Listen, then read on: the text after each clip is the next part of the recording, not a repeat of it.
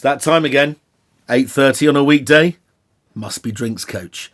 I'm Joe Wadsack, and I'm going to tell you today about my favourite style of wine in the world.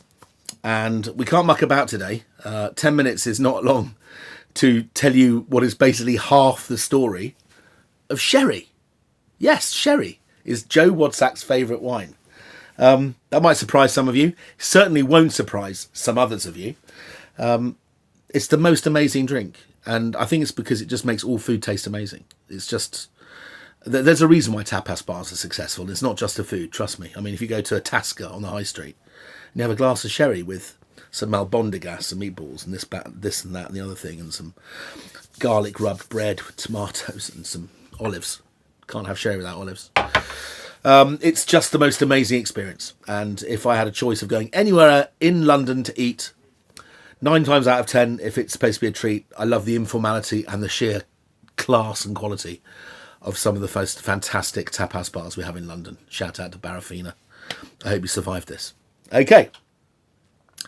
That was a long start. So it's just left us with about 9 minutes to go. There are some things I have to tell you about sherry very quickly, because if I don't, somebody in the bit below will go, oh, you forgot to mention this, you forgot to mention that. So I have to knock these off. It's simple, because there are so many reasons why sherry is unusual that I'll have to just tell you them quickly. Number one, it's made from a grape variety most of you haven't heard of, Palamino Fino. Okay. Number two, where's it from? From a very small triangle of area, vineyards in Andalusia, about half an hour to 45 minutes drive north of Cadiz, one of the great port cities of Europe. It's also grown on chalk, in some cases hundreds and hundreds of feet thick, called Albaritha chalk. You're in the hot African weather of southwest of Spain.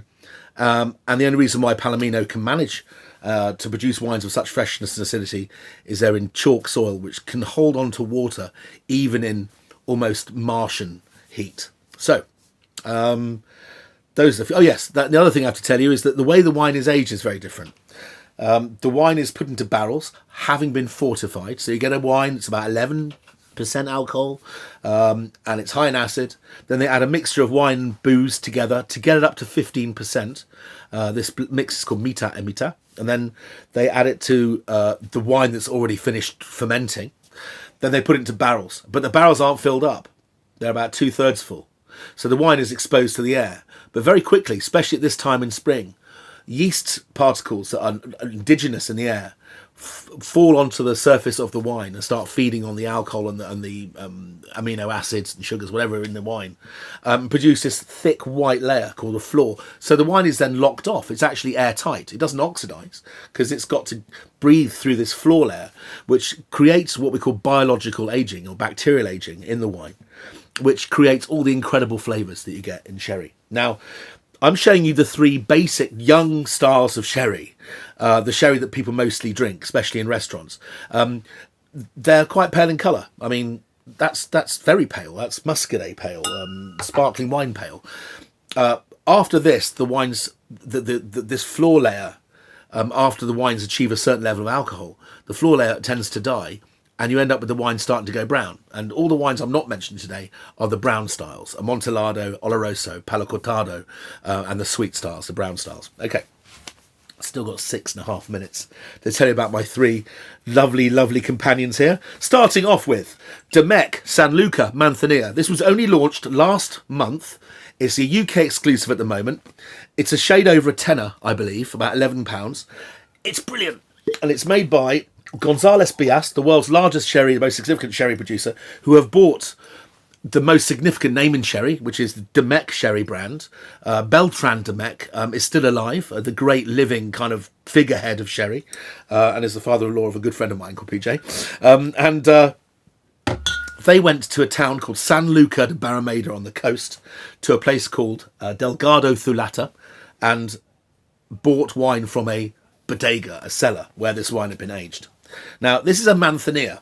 Now, what's the difference between a Manzanilla and a Fino? Because those are 2 styles we're going to discuss. Well, Manzanilla tends to have a softer, fresher, slightly saline, almost salty presence in the mouth. You're almost like licking your lips from salt. And Manzanilla is exclusively aged in bodegas, big sheds, down on the waterfront, on the estuary of San Luca de Barrameda. They're all from there. And the reason why the wines taste salty is not because of some sea salt, but because this layer of yeast in the barrels is consistently thick, which allows the wine, and also the maritime influence of the sea, so there's not huge variations in temperature, means that because it's consistently thick, the wine gets a lot more of those umami flavours and has slightly less oxidation. Let's taste this wine. Okay. Oh, it makes your hair stand on the back of your neck. I just want a little plate of anchovies or sardines or something. That'll be absolutely perfect with that. Crisp and zingy as you like, utterly delicious, ice cold out of the fridge. There can't be a more effective appetite enhancer than that. It's like once you have a mouthful of that, you're rabidly hungry. Okay, moving on to our second wine. That was Domecq, Manzanilla. The second one is the most famous name in sherry, which is Pepe, but not as we know it, Jim. This is Pepe Fino en Rama, which means raw. This has been bottled. I'll just give you an example of how they do it. This is called a venencia. It's stuck into the barrel, and then from the heart of the barrel, after you've plunged it through the floor layer, you can pour yourself a glass of living, breathing, still fresh, super fresh sherry, and that is the finest way to drink sherry, bar none. That's just the most wonderful experience. Again, you just get this tingle all over. It's like jumping into a cold pool on a hot day, and it's wonderful. They've bottled it like that, and Rama means raw, like carrot raw. And the reason why it's raw is because this is at the most delicate phase in the winemaking process. What they've done is they've bottled it when the floor is thickest. The wine has most of that, what we call floor character, which is smoky, strawy, tight, minerally flavour. And it's super fresh. But it also, because it hasn't been treated or fined, it has a wonderful thickness and richness. So this isn't your regular sort of £10 Pepe. This is more like, I think, £16, I think, at the moment. And it's called Pepe and Rama, and it's a style they invented themselves. Antonio Flores, or Tony Flowers, as his name is, who's been making wine there, is one of the great geniuses of sherry. And he came up with this idea a few years ago, and it's been a massive success worldwide. It's like the cross between a Bâtard Montrachet, a world-class white Burgundy, and a sherry.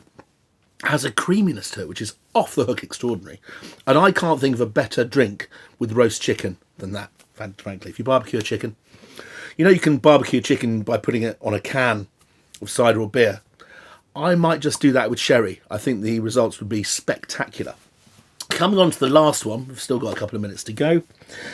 This wine is an icon. It kind of brought sherry along a little bit, because all sherry was sort of the names that we were familiar with seeing, and Innocente, Pepe, Laino, all these famous dry sherry brands, and it was like buying lager. And because of the aging in these barrels, in huge rows of barrels which are blended together in what we call a Solera system, the wine that comes out is utterly consistent. And even a wine that has an average age of, let's say, 4 years, like the first one, I imagine it's about 4 years, there'll be a tiny drop of wine that's over half a century old, which is extraordinary. And you're getting this for 11 quid? Wow.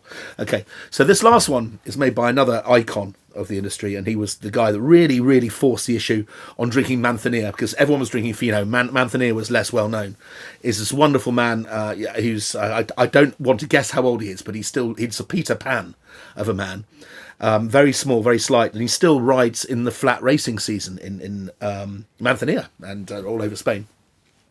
His name's Javier Hidalgo, and his dear friend Cristiano Vanzella, who's similarly a buoyant, oversized character from one of the great royal families of port winemaking in Portugal in the Douro Valley.